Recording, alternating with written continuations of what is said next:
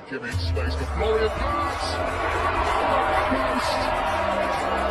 Started behind. It's set in less than 10 minutes in the first goal of the Euros in Germany. His own German goal. He's trying to set it back for Jamal Musiala. He's not got it home.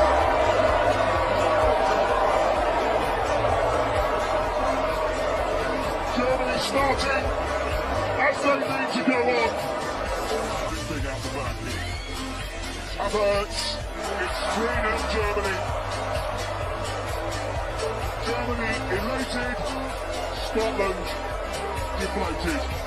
Moves up the straight. This is full player. Oh, it's a thumper. It's a brilliantly worked goal. Musiala made it. Gundogan's movement was terrific. And what about the watch by Robertson? It's still needed, it comes